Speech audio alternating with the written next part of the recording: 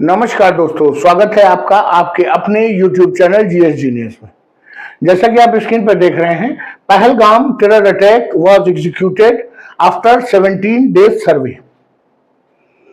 ये सूचना आ रही है जम्मू कश्मीर से, जहां पर जो नेशनल इन्वेस्टिगेटिंग एजेंसी है, जो कि पहलगाम टेरर अटैक की पूरी थारो जांच कर रही है, और न केवल जम्मू कश्मीर में बल्कि देश के अलग अलग हिस्सों में जो भी इसके स्टेक होल्डर्स हैं, जो भी इससे जुड़े हुए लोग हैं, उनसे लगातार पूछताछ जारी है।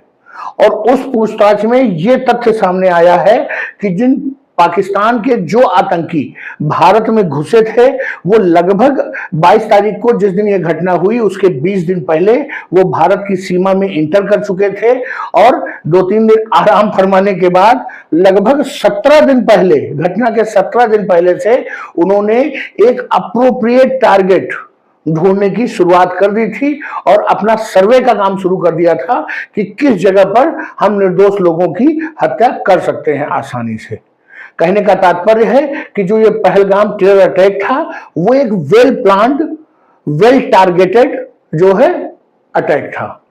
कोई ऐसी घटना नहीं है कि आनन फानन में आतंकियों ने बैसरन को, मीडो को अपना टारगेट बनाया और आए और 15-20 मिनट में गोलीबारी की और भाग गए।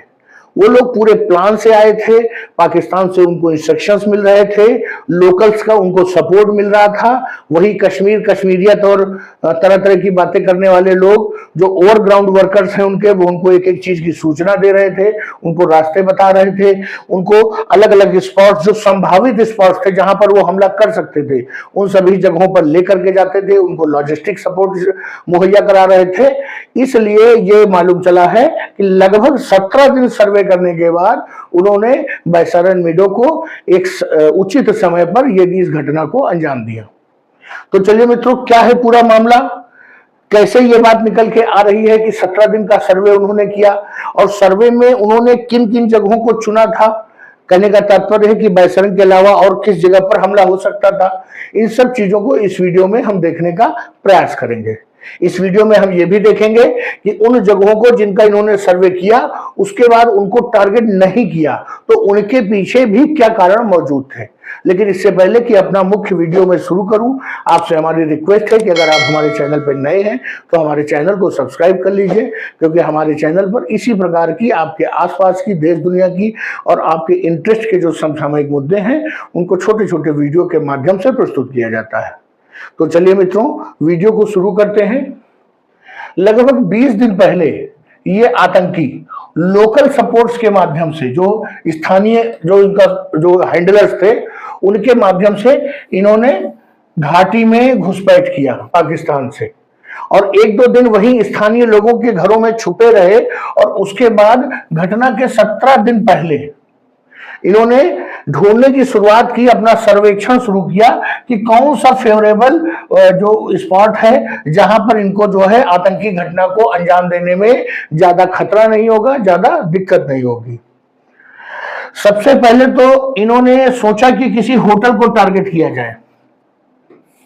बड़े बड़े होटल्स जिनमें पर्यटक रुके हुए हैं महंगे महंगे कमरों में, जैसे कि याद दिलाता है ताज होटल वाला इंसिडेंट जब कसाब आया था, तो इन लोगों ने सबसे पहले होटल्स को जो है टारगेट किया और सोचा कि मार्केट में, जहां पर जो मार्केट एरिया है, जहां भीड़ भाड़ बहुत है और जहां पर एक बड़ा जो है हंगामा खड़ा हो सकता है, उन जगहों को टारगेट करने का प्रयास किया। लेकिन इन्होंने पाया कि भले वहां पर टूरिस्ट बहुत बड़ी संख्या में मार्केट में मौजूद रहते हैं, लेकिन ये सभी जो जगहें हैं, चाहे होटल हो चाहे मार्केट हो, वो शहर के बीच में है। मतलब शहर के बीचों बीच में है ये सब होटल और मार्केट, जहां पर बड़ी भारी संख्या में सुरक्षा बल हमेशा मौजूद रहते हैं। और अगर इन्होंने होटल को टारगेट किया या मार्केट को टारगेट किया और सुरक्षा बलों से इनकी मुठभेड़ हो गई, तो पता नहीं पर्यटकों को मार पाएंगे नहीं मार पाएंगे, लेकिन ये तय था कि ये अपनी अम्मी के घर वापस नहीं जा पाएंगे। इसलिए इन्होंने जो होटल और मार्केट का जो आइडिया था वो ड्रॉप कर दिया। फिर इनके मन में आया 15 अप्रैल से, 15 अप्रैल को इन्होंने अपनी स्ट्रेटजी चेंज की, और स्ट्रेटजी चेंज करने के बाद इन्होंने सोचा कि जो टूरिस्ट स्पॉट्स हैं, जहां पर बड़ी संख्या में लोग टूरिस्ट समय पर लीजर एक्टिविटीज के लिए, मनोरंजन के लिए हमेशा रहते हैं, भीड़ भाड़ बनी रहती है, उन जगहों को चुना जाए। अब जब उन जगहों को चुनने की बारी आई तो एक पहला ऑप्शन था इनके पास अरू वैली, अरू घाटी, दूसरा था बेताब घाटी। बहुत बड़ी संख्या में इन दोनों जगहों पर लोग जानते हैं, क्योंकि जो बेताब घाटी है ये बॉलीवुड का बहुत फेवरेट जो है डेस्टिनेशन है। सैकड़ों की संख्या की शूटिंग जो है बेताब घाटी में हो चुकी है। इसके अलावा जो वहां के लोकल एम्यूजमेंट पार्क्स हैं वहां भी बड़ी भारी संख्या में जो टूरिस्ट हैं वो आते हैं। इसके अलावा जो लास्ट ऑप्शन था वो था बैसरण घाटी, जहां पर उन्होंने अंजाम दिया।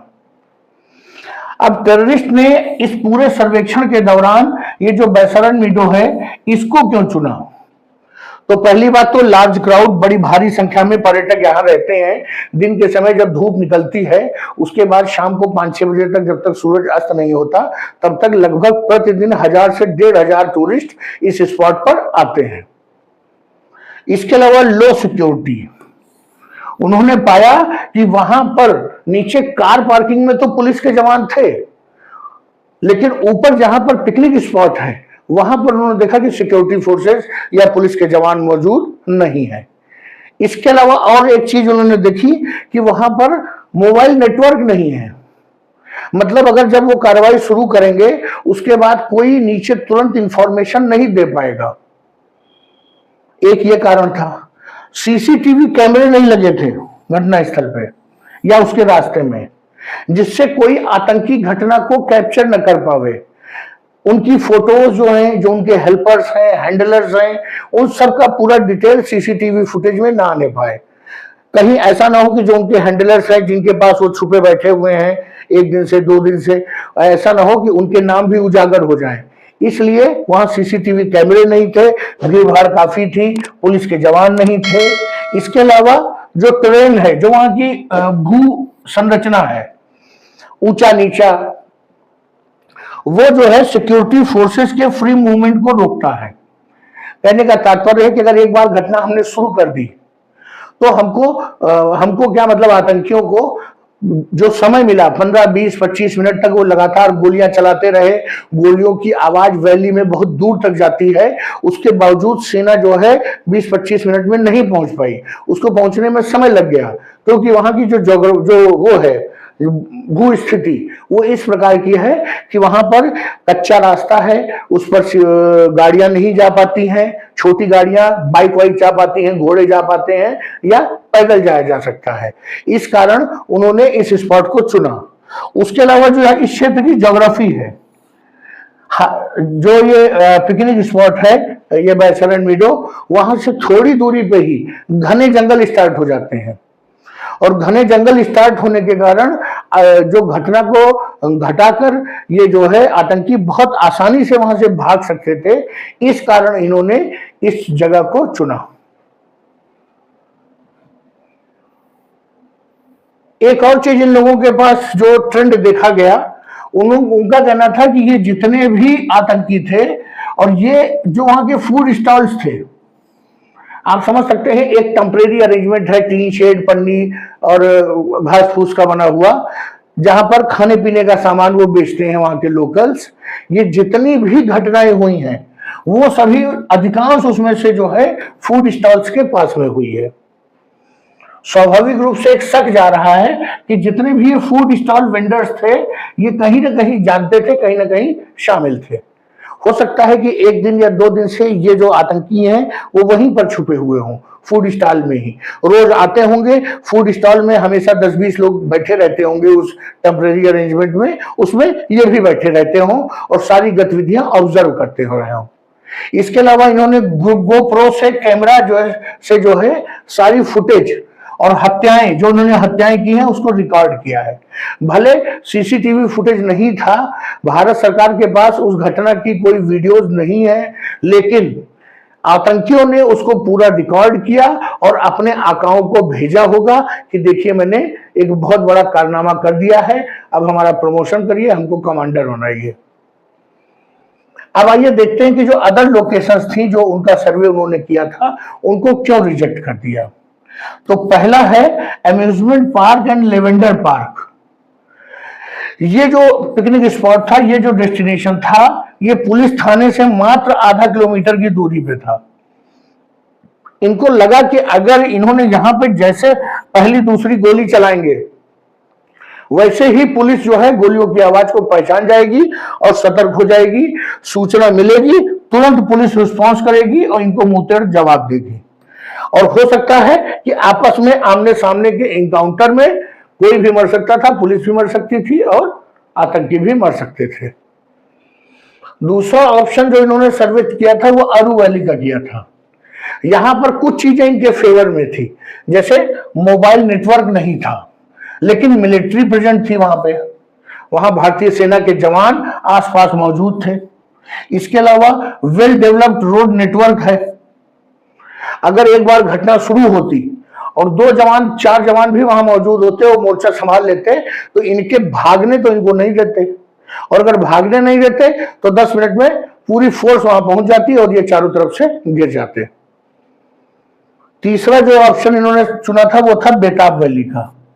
बेताब वैली में भीड़ बहुत ज्यादा होती है, क्योंकि ये बॉलीवुड का जो है फेवरेट स्पॉट है, और वहां जगह जगह बताते हैं कि इस सन में ये पिक्चर बनी थी, इसकी शूटिंग हुई थी, इस सन में ये पिक्चर बनी थी, इसकी शूटिंग हुई थी। इस तरह से लोगों को वहां पर एक्साइट किया जाता है।